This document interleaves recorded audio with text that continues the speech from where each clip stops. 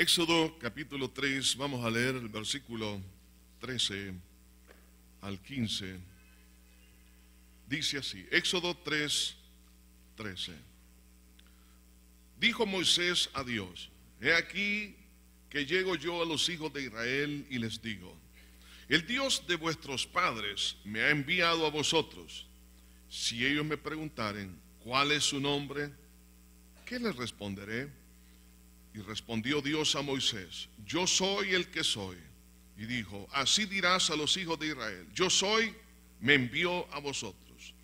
Además dijo Dios a Moisés, así dirás a los hijos de Israel, Jehová el Dios de vuestros padres, el Dios de Abraham, el Dios de Isaac y el Dios de Jacob, me ha enviado a vosotros. Este es mi nombre para siempre, este es mi memorial por todos los siglos. Señor, gracias por tus misericordias. Te pido, oh Dios, una vez más que sea tu nombre glorificado, sé tú hablando el corazón de cada uno y que tu palabra, Señor, pueda traer fortaleza, ánimo, que nos ayude a emprender esa batalla espiritual y poderla ganar y tener, Señor, aquellas cosas que tú, Señor, ya determinaste para nuestra vida, especialmente en las áreas espirituales. Ahora, Señor, ayúdame entonces solamente a poder ser el instrumento, el canal de entregar este consejo de tu palabra. En el nombre de Jesús lo pedimos todo. Amén y amén. Todos en nuestra vida, tarde o temprano, tenemos algún tipo de dificultades, problemas que nos desafía. Y cuando empezamos a ver realmente el enorme reto y vemos nuestras posibilidades, es ahí donde surge un desánimo. Es ahí donde podemos decir, yo no puedo enfrentar esta enfermedad, no puedo enfrentar este problema. Entonces nos quedamos sin aliento y definitivamente en algunos casos puede entrar hasta un poco de tristeza, en otros casos hasta depresión, un sentimiento de fracaso.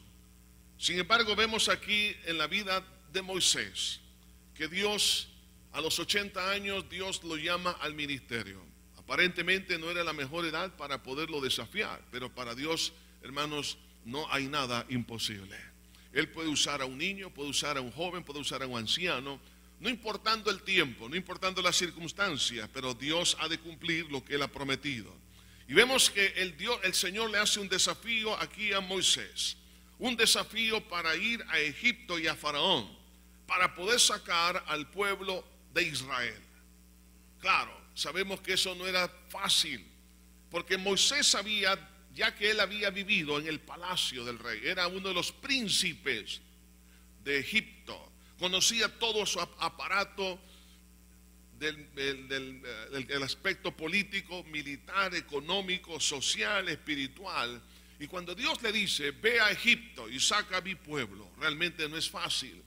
Para ello necesitamos contextualizarnos un poquito, hermanos, en el tiempo en que vivió Moisés. Recuerde, Egipto prácticamente fue colonizado primeramente por los descendientes de Cam, uno de los hijos de Noé. Por cierto, aquel hijo al cual su padre maldijo. Ellos llegaron a poblar la nación de Egipto en sus inicios, pero con el tiempo llegó a ser un gran imperio y prácticamente fue el primer gran imperio de la historia. Para el tiempo de Moisés había un poco más de 3 millones de personas. Los romanos, allá unos 50, 60 años antes de Cristo, habían hecho un censo de la nación de Egipto y había un poco más de 7 millones de egipcios en esa nación. Para el tiempo cuando Moisés nace, ahí en Egipto, tenemos ahí a un faraón llamado Totmes III, y tenía una hermana muy famosa en la historia, que es Hatshepsut, que era supuestamente esta fue la que cuidó a Moisés, la que prohijó a Moisés, y que lo hizo un gran príncipe. Todavía existen algunas divergencias en cuanto al faraón, porque estaba también el otro faraón que era Ramsés II, que fue también un gran constructor y fortaleció el imperio. En el tiempo tanto de Totmes III y Ramsés II, Egipto tenía, hermanos, una dimensión territorial que abarcaba desde Etiopía hasta el río Éufrates, es decir, hasta lo que hoy en día es Irak. Entonces estamos hablando de un imperio realmente impresionante, desde el sur de África hasta realmente lo que es ahora el país de Irak, abarcaba todo lo que es el Medio Oriente. Entonces estamos hablando que eran millones de personas las que estaban bajo su dominio. Entonces, cuando Dios le dice, ve a Egipto y saca a mi pueblo, entonces, claro, es un desafío enorme, porque no solamente tenía que enfrentarse con el aparato militar, el aparato político, económico, social y numérico de esa nación, sino también desde el punto de vista espiritual. Entonces, por eso que Moisés, cuando recibe este llamado, en el capítulo 4 él pone alguna excusa y dice, mejor envía a otro. ¿Y por qué yo? La verdad, porque él conocía la realidad de esa nación cuando sus primeros 40 años ahí él los vivió. Pero cuando Dios, hermanos, nos llama a usted y a mí, nos llama a hacer tareas imposibles desde el punto de vista humano, pero posibles delante de los ojos de Dios. No, Moisés no tenía un ejército.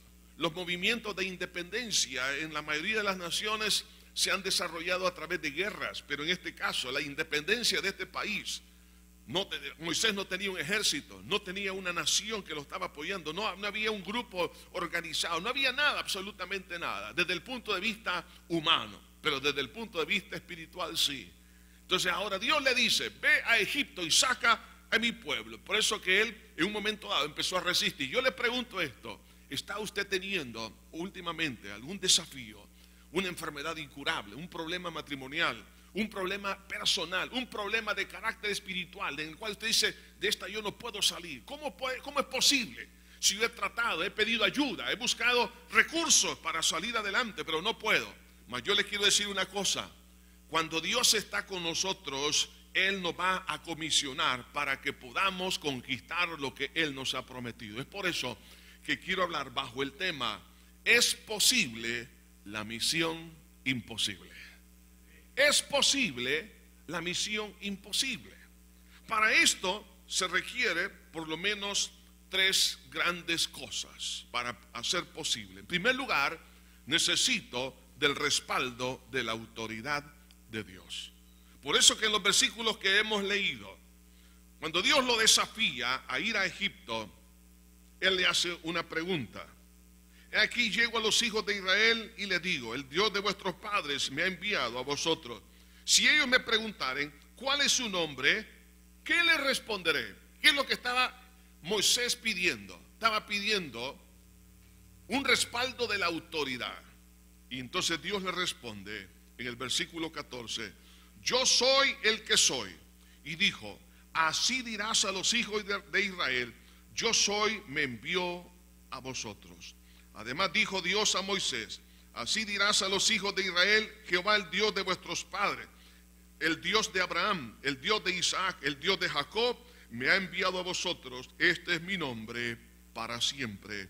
Este es mi memorial por todos los siglos.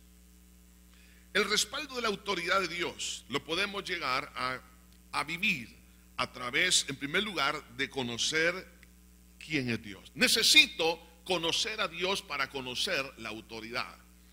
Por eso que dentro del contexto de este desafío que Dios le está haciendo a Moisés, le dirás, yo soy el que soy.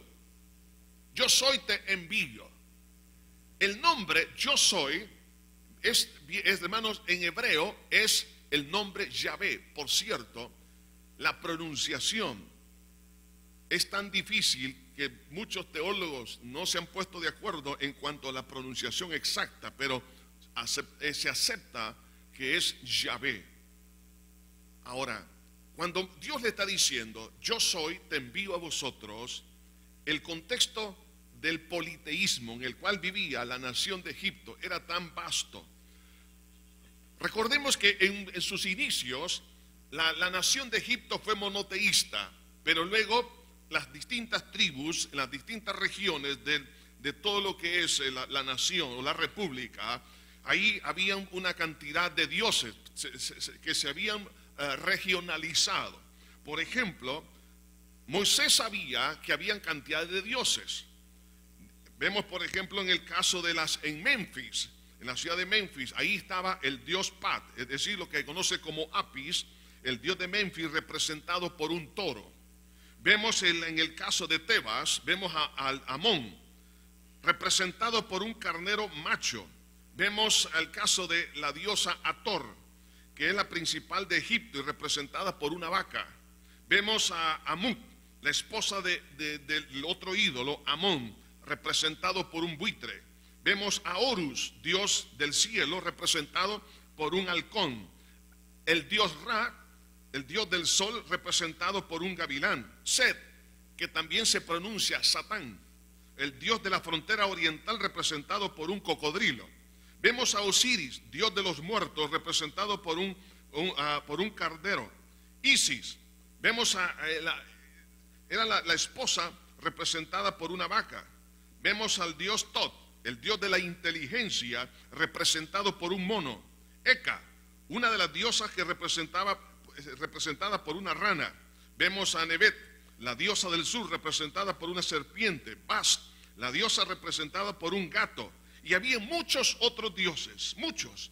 Y por cierto, Faraón también era parte de la deificación en las cuales ellos adoraban. Entonces, cuando Dios le dice, irás en mi nombre, yo soy el que soy, te envío a vosotros. Entonces, vemos acá que había un desafío de carácter espiritual, no solamente desde el punto de vista del poderío que tenía esa nación o ese imperio, sino también desde el punto de vista espiritual. ¿Por qué razón? Porque detrás de todo ídolo, quiero que sepan esto, hermanos, es lo que dice la Biblia, hay injerencias diabólicas. El apóstol Pablo, cuando escribe en la primera epístola a los Corintios, dice, no quiero que os hagáis partícipes con los demonios. ¿Cómo es que se hacían partícipes con los demonios? Porque él dice, lo que los gentiles sacrificaron, no lo sacrificaron a los ídolos, sino a los demonios. Y no quiero pues que os hagáis partícipes con los demonios. Entonces, cuando una persona entra en el mundo de la idolatría, lo que está haciendo es permitiendo la influencia satánica sobre su vida, sobre su familia, sobre una nación. Entonces, por eso que la nación de Egipto no solamente era un imperio desde el punto de vista militar, político, económico, sino también desde el punto de vista espiritual. Es decir, que había una injerencia satánica sobre la población por haberse metido en la idolatría. Por eso Dios aborrece la idolatría, porque en la medida que una persona entra en este campo, lo que está haciendo es darle autoridad a los demonios sobre su vida, sobre lo que tiene. No solamente la idolatría desde la perspectiva religiosa. Recuerde, la idolatría es contraria a la voluntad de Dios. Dice el primer mandamiento, no tendrás dioses ajenos delante de mí. ¿Por qué Dios lo pide? Sencillamente es porque Dios quiere protegernos. Porque cuando alguien cae en este mundo, entonces de la idolatría es cautivo de las operaciones satánicas. Entonces Dios, queriendo prevenirnos, Él quiere que aprendamos a confiar en el único Dios verdadero, porque Él realmente nos ama. Satanás tira la carnada de que a través de las religiones, a través de la idolatría, vamos a tener respuesta a nuestra necesidad. Es lo contrario, va a traer más opresión.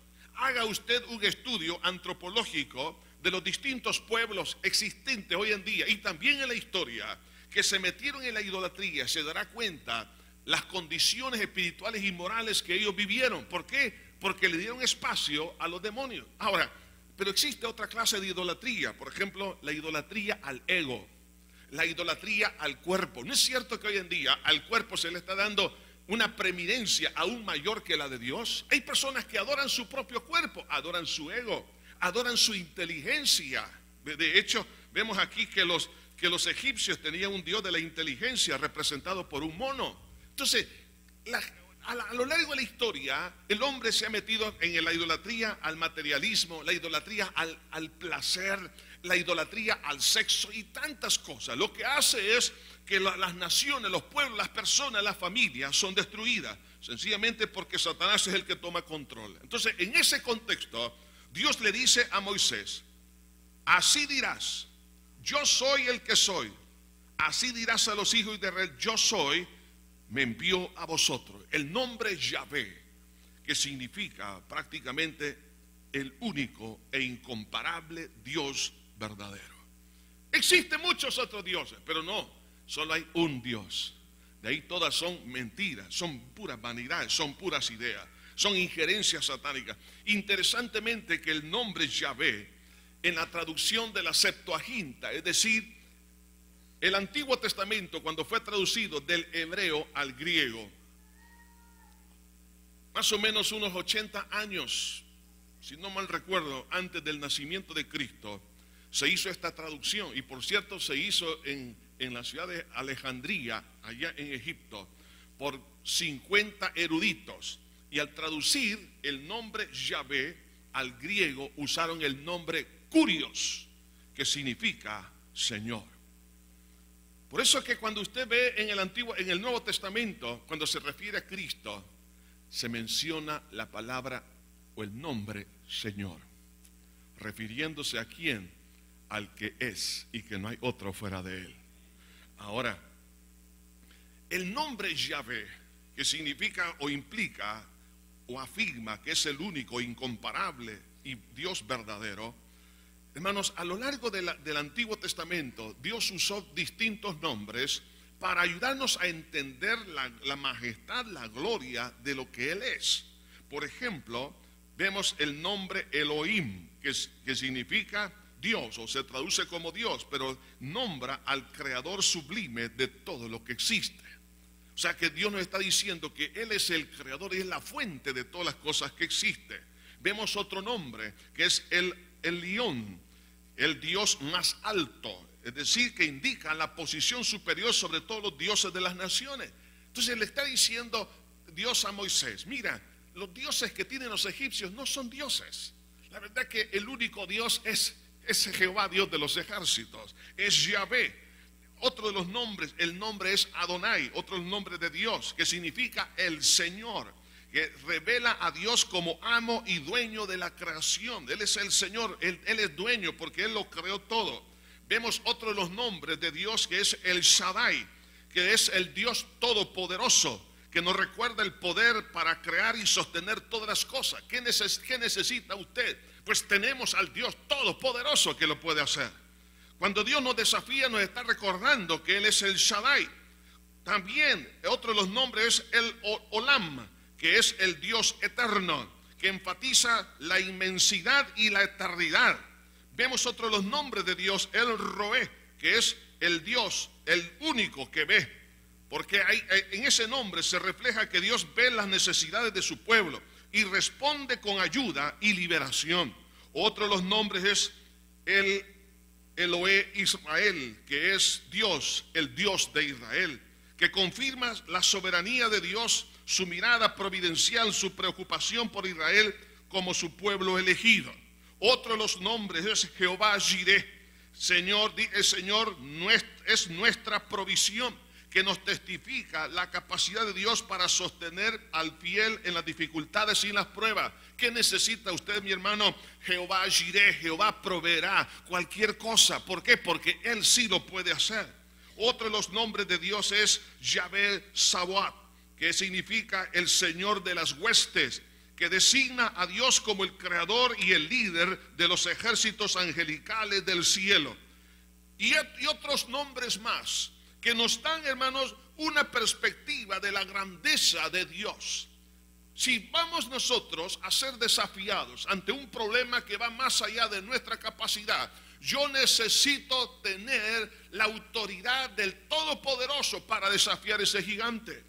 Para poder conquistar esa ciudad amurallada y esos gigantes de ahí que están allí, necesito saber en quién estoy yo confiando.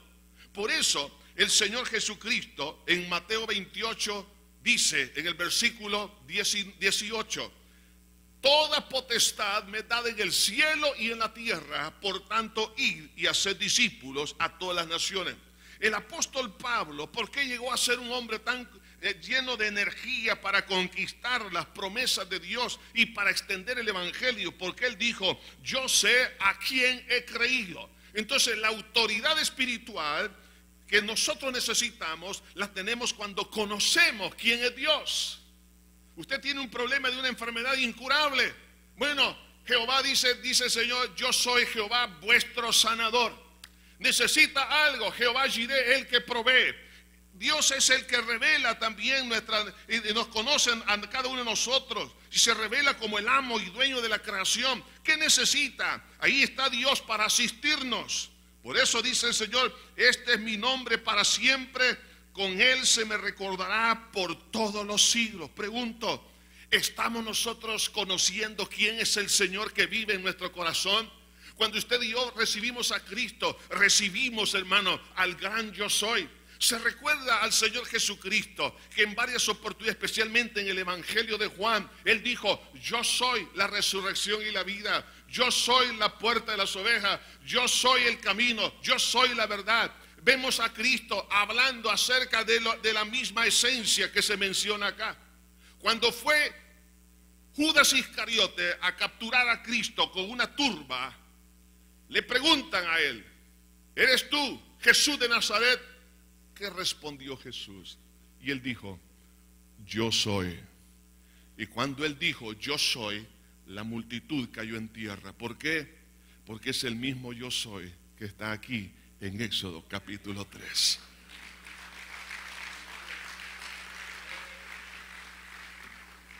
Si tenemos entonces el respaldo de Dios y le conozco, entonces podemos desafiar a Faraón. Puedo desafiar cualquier circunstancia difícil, muy grande que se presente a nuestra vida. Pero no solamente necesito conocer a Dios para tener esa autoridad, sino aceptar la comisión que Él me ha dado. Cuando acepto el ser comisionado por Dios, cuando Él dice, me ha enviado a vosotros, así diréis, me ha enviado. Entonces yo tengo que aceptar que como hijo de Dios también somos, hermanos, embajadores de Dios. Y como embajadores de Dios yo tengo que ejercer esa autoridad. Tengo que aceptar y decir, Señor, yo no lo merezco, pero la verdad que tú me lo has concedido por misericordia. ¿Y cuándo es que se concretiza? Cuando aceptamos esa autoridad. Cuando yo hago mía y digo, Señor, gracias, estoy bajo tu autoridad, así que en tu nombre voy a caminar. Pero también se concretiza al comunicar ese mensaje. Algunos dicen, ¿cómo voy a conocer de esa autoridad? Bueno, ¿qué es lo que le mandó Dios a Moisés? Le mandó a hablar, fíjense bien, le mandó a que él comunicase. Por eso el versículo 16 dice, ve y reúne a los ancianos de Israel y diles. ¿No es eso lo que Dios nos ha mandado? A predicar el evangelio, a enseñar. Cuando usted y yo estamos comenzando en la enseñanza, la predicación, es porque ya aceptamos la autoridad.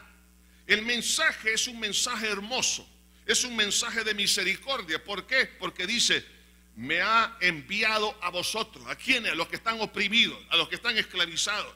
Es un mensaje de compasión porque dice, he visto lo que se os hace en Egipto. Jesús conoce la tribulación, la angustia que muchos pasan hoy en día, porque los mira cautivos, no tienen esperanza y no saben qué hacer.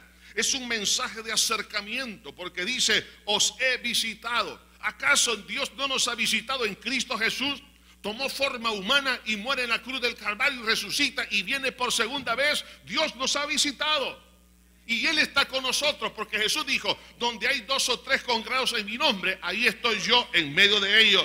Hay un acercamiento, pero también es un mensaje de salvación porque dice, yo os sacaré de la aflicción de Egipto. ¿Quién puede sacar a alguien de las cadenas del pecado y de la muerte y de Satanás? El único es nuestro Señor, porque Él dijo, si el Hijo os libertare, seréis verdaderamente libres. Pero eso comienza cuando usted y yo como iglesia aceptamos la autoridad delegada y empezamos a hablar. Este país, hermanos, va a empezar a tener cambios verdaderos hasta que la iglesia empiece a hablar la palabra de Dios. Cuando empecemos a comunicar, a enseñar la palabra, entonces dice el versículo 18, y oirán tu voz. ¿Por qué?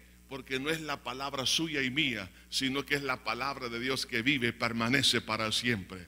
Es la espada del Espíritu que penetra hasta partir el alma y el Espíritu, dice la Biblia. Entonces, cuando usted y yo comencemos a comunicar, a anunciar el mensaje de salvación, dice, te oirán. En otras palabras, la gente va a entender que es un mensaje de Dios, que hay palabra de Dios y que eso es lo que estaban esperando.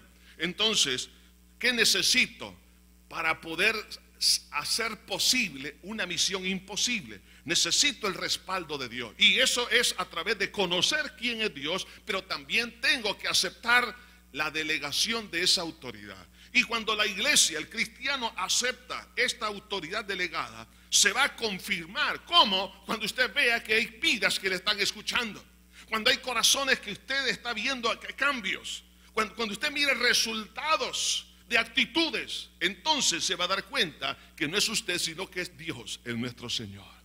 Así que, hermanos, si Moisés aceptó este desafío enorme, no tenía él un ejército, no tenía un aparato militar, no tenía recursos financieros, no tenía nada, humanamente hablando, pero lo tenía todo con Dios.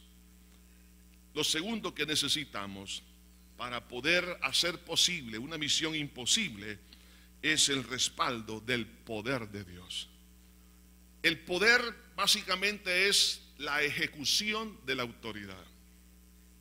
La autoridad es más subjetiva, pero el poder es cuando se materializa esa autoridad. En el versículo 19 al versículo 20 dice aquí el Señor: mas yo sé, oiga esto, y esto lo sabe Dios, mas yo sé que el rey de Egipto no os dejará ir, sino con mano fuerte. Pero yo extenderé mi mano y heriré a Egipto con todas mis maravillas que haré en él, y entonces os dejará ir. Vemos aquí algo muy importante, hermano. Hay una resistencia del diablo porque él no quiere perder. Él siempre quiere ganar. Satanás tiene a millones de personas cautivas. Tiene a lo mejor a un ser querido que usted lo tiene ahí, lo ve cautivo. Usted dice, ¿cómo lo puedo ayudar? Le ha tratado de ayudar de una y otra manera, pero Satanás se resiste a soltarlo, se resiste. Pero la verdad, hermanos, que aunque el enemigo se resista, tarde o temprano esas cadenas caerán, porque dice la Biblia, cree en el Señor Jesucristo, serás salvo tú y toda tu casa. ¿Cuánto lo cree? Entonces vendrá el momento. Mas yo sé que el rey de Egipto no os dejará ir, sino por mano fuerte. La única mano fuerte que hace que las vidas salgan de las tinieblas, salgan del lodo cenagoso, es la mano fuerte de nuestro Señor Jesús. Ahora, esas maravillas, como dice aquí el Señor, esas maravillas, ¿dónde se encuentran? Están en la muerte y en la resurrección de nuestro Señor. Aquí vemos una representación, hermano. Hay un mensaje de la obra de Cristo en la cruz del Calvario cuando dice, pero yo extenderé mi mano y heriré a Egipto con todas mis maravillas. ¿Cuándo es que Dios extendió su mano de poder para toda la humanidad? Cuando Cristo muere en la cruz del Calvario. En la antigüedad, cuando un rey extendía la mano, era señal de poder para ayudar. Cuando dice acá que Él ha extendido su mano, o sea que es una iniciativa de Dios. Dios toma la iniciativa, da el primer paso para ayudarnos, pero también cuando los reyes en la antigüedad se desnudaban el brazo, como cuando se remangaban en su túnica, esto tenía también una declaración muy interesante, que en el libro de Isaías, en el capítulo 52, en el versículo 10, encontramos aquí una declaración de Dios, y esa declaración Dios la hace para que usted y yo podamos tener confianza. Y dice, Jehová desnudó su santo brazo ante los ojos de todas las naciones, y todos los confines de la tierra verán la salvación del Dios nuestro. Cuando un rey se desnudaba el brazo, era declaración de guerra, y todos conocían eso. No era tanto una trompeta, sino cuando el rey desnudaba su brazo y luego sonaban las trompetas anunciando una declaración de guerra. Mas Cristo declaró la guerra, hermano. Y Él venció en la cruz del Calvario, en contra de nuestro enemigo Satanás, en contra del pecado, en contra de nuestra vieja naturaleza, en contra del sistema, en contra del mundo, en contra de todo aquello que nos está dañando. Jesús declaró la guerra, pero declaró la victoria cuando dijo, consumado es. Por eso dice, y todos los confines de la tierra verán la salvación del Dios nuestro. Hablando de Cristo nuestro Señor. Por eso dice, heriré a Egipto. El sistema pecaminoso, pero también el Señor le dice a Moisés, dile a Faraón, deja ir a mi pueblo. Alguien podría decir, ¿tenemos nosotros autoridad para ordenarle al diablo a que suelte a alguien? Tenemos la autoridad en Cristo. Quiero que sepamos que los demonios son más fuertes que cualquier ser humano. Tienen mayores capacidades, porque antes fueron seres angelicales, fueron ángeles, pero cuando cayeron se degradaron y se convirtieron en demonios. Los demonios pueden controlar y dominar y hacer cosas horribles en toda la humanidad, pero cuando usted y yo hemos venido a los pies de Cristo, Jesús vino a morar a nuestro corazón. Ahora, cuando Cristo y el Espíritu Santo mora en nosotros, entonces mayor es aquel que está en nosotros que aquel que en el mundo está. Por eso Moisés recibe la orden de ir a Faraón, porque cuando Cristo muere en la cruz del Calvario, en ese momento, como lo dice allá en la epístola a los Colosenses, que el Señor exhibió públicamente a los principados y a las potestades y los venció en la cruz. Es decir, que Cristo al morir en la cruz venció al faraón que le está atormentando, venció a Egipto, es decir, el sistema pecaminoso, carnal, lo que lo está destruyendo, el acta de nuestros decretos, es decir, nuestros errores, nuestra culpabilidad, nuestras rebeliones fueron perdonadas y Cristo clavó esa acta de los decretos en la cruz del Calvario para decir, yo me hago cargo de ellos y por eso yo los perdono, los redimo. Entonces vemos aquí una obra majestuosa, gloriosa. Por eso el apóstol Pablo, cuando él confiaba en esta obra, es por eso que él tenía tanto éxito. ¿Quiere usted tener éxito en vencer lo imposible? Dice en 1 Corintios capítulo 2, versículo 2, pues me propuse no saber entre vosotros cosa alguna, sino a Jesucristo y a este crucificado. Fíjense bien, el mensaje central de Pablo era Cristo y este crucificado. ¿Por qué? Porque en la muerte de Cristo está el poder para vencer. Ahí está el poder. Dice, y estuve entre vosotros con debilidad y mucho temor y temblor. Y ni mi palabra ni mi predicación fue con palabra persuasiva de humana sabiduría, sino con demostración del Espíritu y de poder, para que vuestra fe no esté fundada en la sabiduría de los hombres, sino en el poder de Dios. Hermano, el poder de Dios radica en la obra de Cristo, en su muerte y en su resurrección.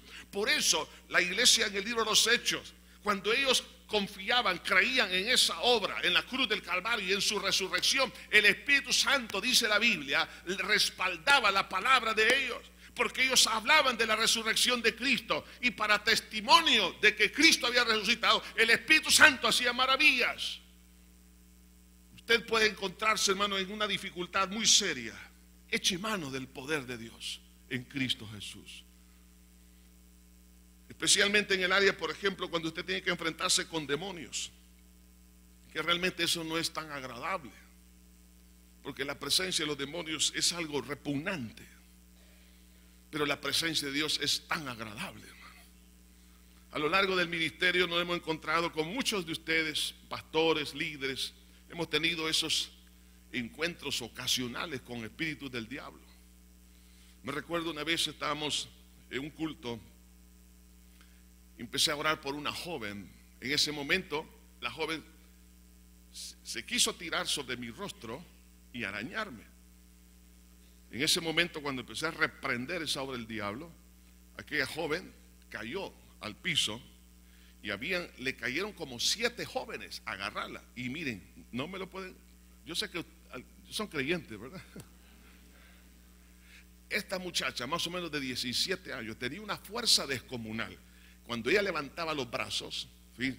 Y varios de ellos la tenían sostenida y otros le habían puesto las rodillas en sus antebrazos para que no se levantara, y él los levantaba y la sostenía.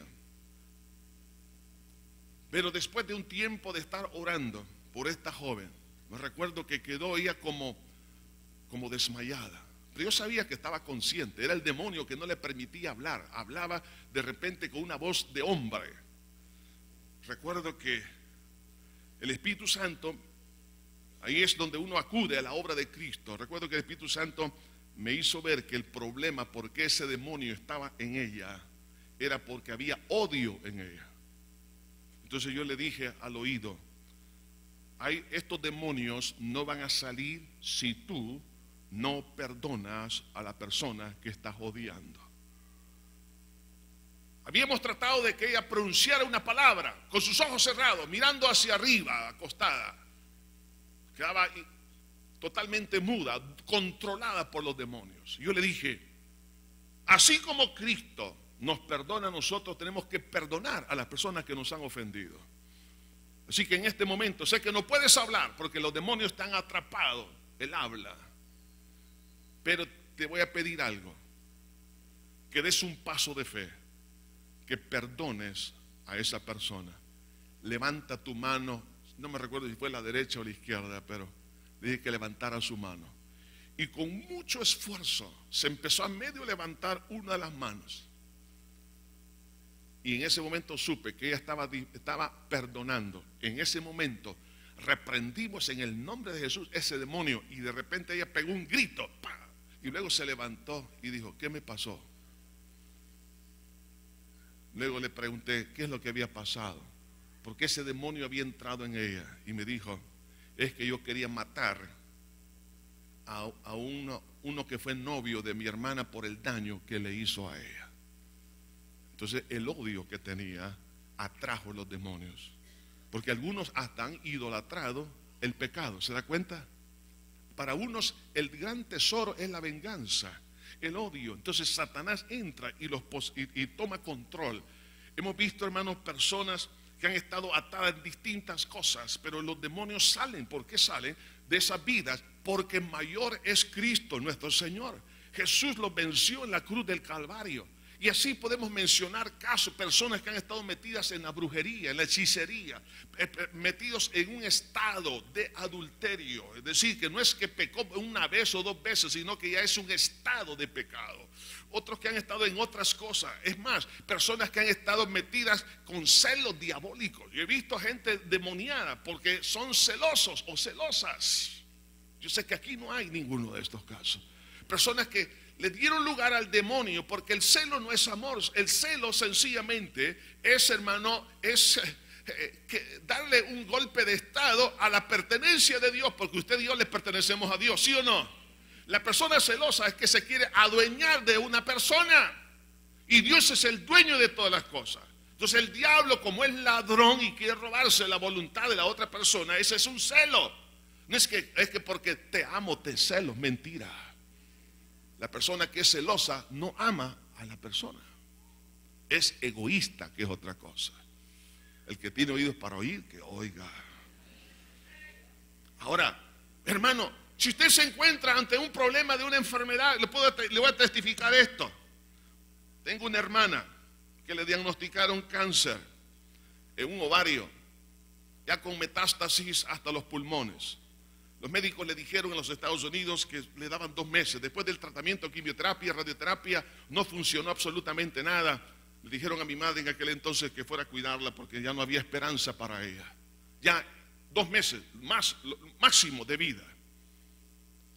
Mi madre llevó a unos hermanos de una iglesia enfrente del hospital en la ciudad de Chicago y empezaron a orar y ungieron con aceite. Dios hizo un milagro ante lo imposible. ¿Qué pasó? Dios la sanó. Mi hermana quedó embarazada, dio a luz una hija, y esa hija tiene 33 años hoy en día. ¿Se da cuenta? Podemos desafiar lo imposible. Y hasta el día de hoy, cuando mi hermana va a hacer sus chequeos, le dice: la verdad que no sabemos qué pasó con usted, porque y está todo totalmente diagnosticado, identificado los problemas serios. Hermano, hay enfermedades que van a venir a desafiar, pero Cristo llevó nuestras enfermedades en su cuerpo y por su llaga fuimos nosotros curados. ¿Qué necesita, hermano? Tenemos todo en Dios. Yo sé que algunos andan buscando tener cuello, es más, con el gobierno, cuello con algún amigo, cuellos con este, cuellos con el otro. Hermano, si usted y yo tenemos la autoridad más grande, ¿qué más que podemos nosotros pedir? Si Dios es por nosotros, ¿quién contra nosotros?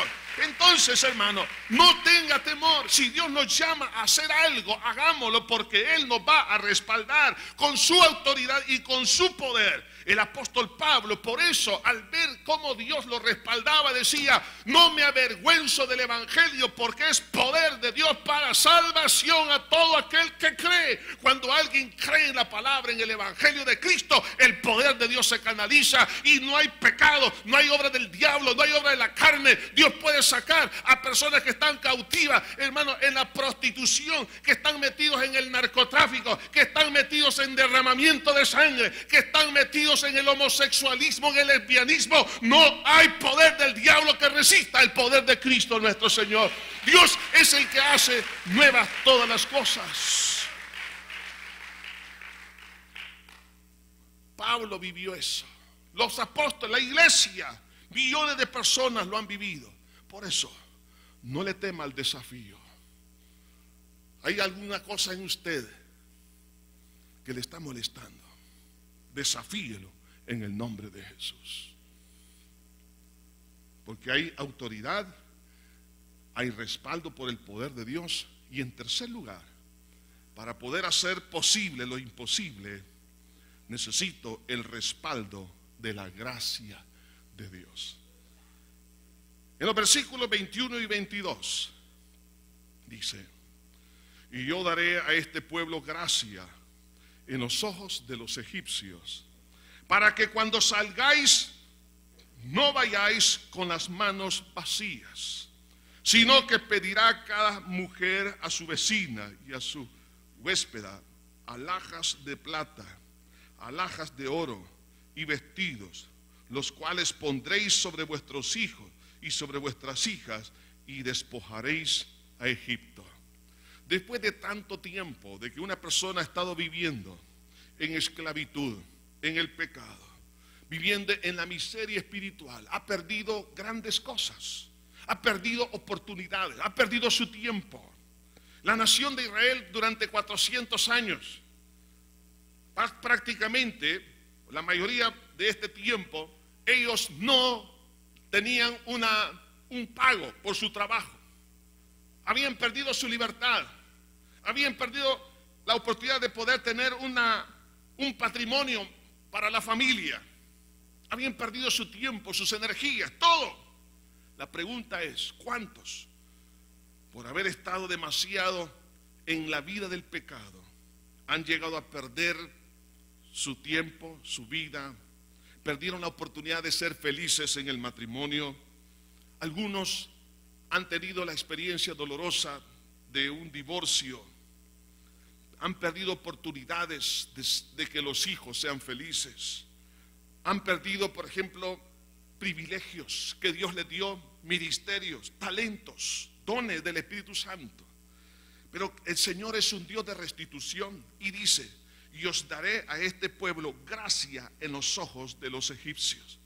Y una de las cosas que Dios hace para que nosotros podamos vencer, podamos conquistar lo imposible, es que Dios es el Dios de la restitución. Por eso la palabra de Dios dice en el libro de Joel, capítulo 2, versículo 25: y os restituiré los años que comió la oruga, el saltón, el revoltón, la langosta, mi gran ejército que envié contra vosotros.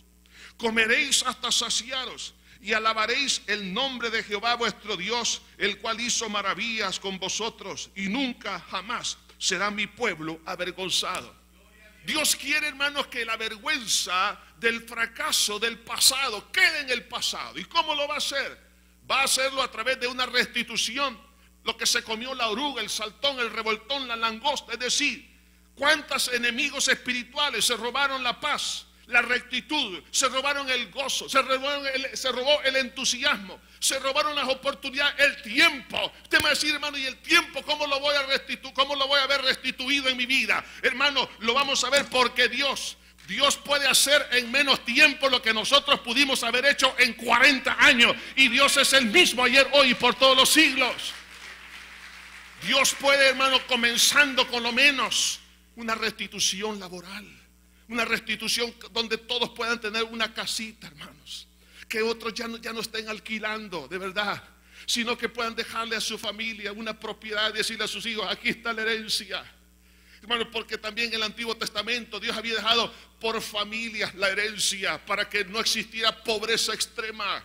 Pero, hermano, Dios puede restituir a aquellas personas que en un momento dado perdieron la oportunidad de estudiar porque abandonaron la universidad o abandonaron el bachillerato en cualquier etapa. Pero, hermano, yo he visto personas que cuando Dios ha empezado a sanar su vida, se han esforzado y aún como adultos han sacado su bachillerato, han sacado su título universitario y ahora, después de quizás unos 40, 45 años, ahora están viendo la restitución de la mano del Señor en la vida familiar, en la vida ministerial. ¿Cuántas cosas Satanás se robó que estuvieron ahí en Egipto? Los talentos, los dones, ministerios, la unción del Espíritu Santo, la santidad de Dios. Pero eso va a ser restituido. ¿Por qué? Porque Dios es un Dios de gracia. Yo tengo que reclamar, hermano, por la fe, porque somos herederos de Dios, así lo dice la Biblia. Cada uno le dirá a su vecina, dadme esas alhajas.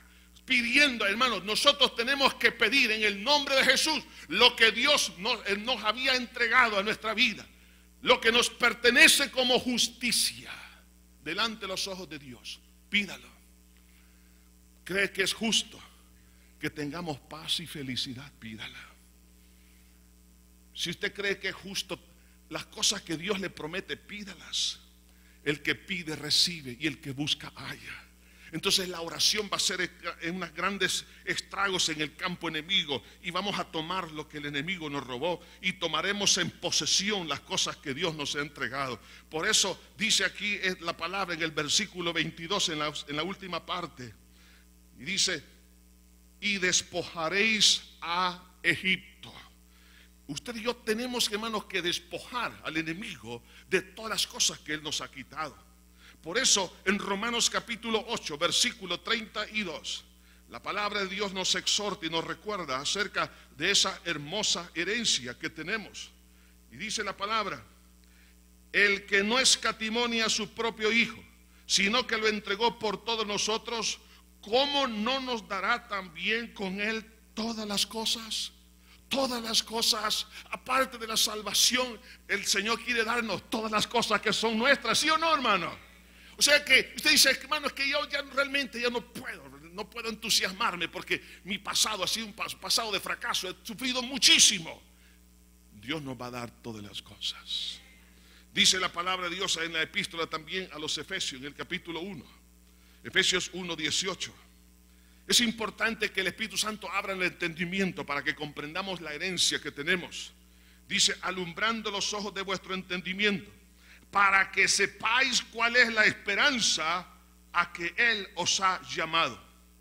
Cuando Dios le dice, pidan el oro, pidan la plata, está hablando podemos hablar figurativamente de esa esperanza, la riqueza de la esperanza, de la riqueza de su gracia, la gloria, dice, la herencia en los santos. Y cuál la superinminente grandeza de su poder para con nosotros los que creemos, según la operación del poder de su fuerza. Es que cuando el pueblo, el cristiano, ha vivido, ha caído en pecado, le entrega al enemigo todas estas cosas. Pero ahora, al gozar de la libertad en Cristo, ahora tengo que reclamar lo que el enemigo me robó.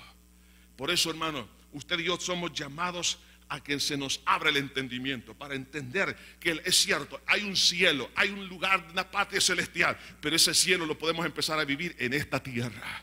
Es decir, la herencia hay que vivirla ahora.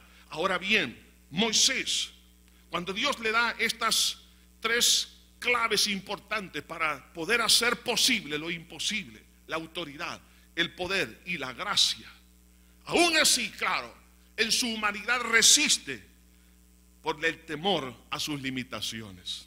Y eso es lo que pasa con nosotros. Empezamos a ver nuestras limitaciones. Y hay 3 clases de temor. Y usted lo puede leer en casa, en el capítulo 4, versículo 1 al 17. Hay 3 clases de temor en la vida de Moisés. Primero, el temor a ser aceptado, el temor al desafío y el temor al fracaso. Estas cosas nos acondicionan y nos dice, pues que no te vas a mover. Pero Dios le dice, muy bien, Moisés, yo entiendo que estás pensando en tus limitaciones, pero ahora quiero que pienses en mi capacidad. ¿Qué tienes en tu mano? Y él dice, una vara, tírala. Cuando él la tiró, luego se convierte en serpiente y huía de ella, dice la Biblia. Y Dios le dice, tómala por la cola la serpiente. Y cuando la tomó, se hizo vara. Luego le dice, ahora mete tu mano en tu costado. Y la mete, y cuando la saca, sale leprosa. Y cuando la vuelve a meter, sale limpia. Entonces, ¿qué es lo que Dios le estaba diciendo? Moisés, yo sé que tienes temor a que la gente te acepte. ¿Cuántos en este día tienen temor al qué dirán? Tienen temor a la opinión pública. Tienen temor al desafío. Y tienen temor a que se repita el fracaso. Pero si Dios es por nosotros, hermanos, recordemos que Él hará en nosotros y por nosotros lo que nosotros no podemos hacer. Entonces lo que nos está diciendo el Señor es que hay una autoridad, hermanos, sobre lo natural. Es decir, que aquellas cosas que antes no podíamos tener control, ahora sí hay autoridad. Pero no solamente eso, sino autoridad sobre Satanás y autoridad sobre las personas, hermanos, que han estado humillando, están haciendo daño en la vida de la familia, de las personas. Entonces vemos acá que hay autoridad en el Señor. Entonces Dios nos ha entregado esa vara. ¿Y cuál es esa vara? El nombre poderoso de nuestro Señor Jesucristo. Y todos los que orando pidieres en mi nombre, yo lo haré. Dios va a actuar por nosotros. Dios tiene poder. Y entonces Moisés vivió los milagros en primer lugar en su vida, para que luego él pudiera ejecutar esos milagros en el nombre del Señor en la nación de Egipto. Hermano, si usted puede decir, sí, Señor, yo sé que en la sombra del pasado, especialmente del fracaso, me ha estado acondicionando. Tengo temor a la gente, temor al desafío y al fracaso. Pero Dios nos dice, hijo, es posible la misión imposible. Identifique su problema y lo vamos a desafiar en esta hora en el nombre de Jesús. Cierre sus ojos, incline su cabeza. Padre, ante ti estamos en este día, dándote a ti la alabanza, Señor, y la gloria. Gracias por la vida de todo hombre y toda mujer que tiene la enorme oportunidad de escuchar el Evangelio y de creer en lo que tú puedes hacer. Estimado amigo, estimada amiga que está con nosotros, o aquellos que nos están escuchando, ahí donde usted se encuentra, usted puede tomar la mejor decisión de su vida y es decirle a Dios, Señor, aquí estoy, te pido que me perdones, quiero que me limpies con tu sangre. ¿Sabe qué? Su vida puede ser completamente cambiada. Dios lo va a hacer. Él es el único Dios, no hay otro. Él es el que tiene el poder a través de su muerte y su resurrección. Deje que ese poder se aplique a su vida. Entonces Dios le va a entregar los tesoros espirituales, emocionales, familiares, los tesoros que usted ha estado necesitando, de paz, de justicia, de rectitud, de gozo, virtudes que antes no tenía. Dios le va a entregar esos tesoros, pero necesita pedirle perdón a Dios. Si hay alguien en esta hora que está dispuesto a decirle a Dios, sí, Señor, aquí está mi vida, te la entrego, pero quiero que me perdone, yo soy esa persona necesitada. Ahí donde está, repite esta oración conmigo. Padre eterno que estás en los cielos, me arrepiento de todo corazón por todos mis pecados. Reconozco que he hecho lo malo delante de ti. Me duele, Señor, el haberte ofendido con todos ellos. Ahora creo, Señor, que tú derramaste tu sangre en la cruz del Calvario para perdonarme y hacer de mí una nueva criatura. Por la fe recibo el perdón en esa sangre. Creo que resucitaste para declararme inocente delante de tus ojos y darme una nueva vida. Por lo tanto, te abro mi corazón y te recibo como mi único Salvador y Señor de mi vida. Gracias, Señor. siga orando con sus propias palabras. Ahora, las personas que hicieron esta oración por primera vez, permítame orar por ustedes. Ahí donde están, los que hicieron esta oración, mientras todos están con sus cabezas inclinadas, ahí levante su mano. Voy a orar por usted, donde quiera que esté. Los que hicieron esta oración por primera vez, Dios les bendiga. Dios les bendiga. Mantenga sus manos en alto. Dios les bendiga. Ahí está. Gracias. Ahí donde está. Y a aquellos que nos están escuchando, donde quiera que estén, permítame orar por ustedes. Señor, te damos infinitas gracias por estos corazones. Yo sé que no han venido por casualidad. Es porque tú, en tu misericordia, has visto su dolor, su aflicción, su tribulación. Por lo tanto, en este día pedimos que los bendigas de una forma especial. Señor, háblales a su corazón día tras día a través de tu palabra. Que la oración se convierta en una maravilla en sus almas, Señor. En comunicarse contigo, en depositar sus cargas, pero también, sobre todo, para adorarte en espíritu y en verdad. Señor, ayúdales en sus necesidades, en su familia. Gracias, Señor, porque ahora somos miembros de una familia. Permítenos poder colaborar con ellos y ayudarles en todo aquello que nos sea posible. Gracias, Señor, por sus vidas. Padre, en este momento queremos, Señor, también decirte que queremos aceptar ese desafío. ¿Cuántos están dispuestos en el nombre de Jesús a aceptar el desafío y hacer posible lo imposible en el nombre de Dios? Si usted está dispuesto, levante su mano como un acto de fe. Señor, aquí estamos. Aceptamos el desafío, Padre. No vamos a confiar en nosotros, sino en tu nombre, en ese nombre que es sobre todo nombre. Confiar en tu poder a través de tu muerte y tu resurrección, y confiar en tu gracia.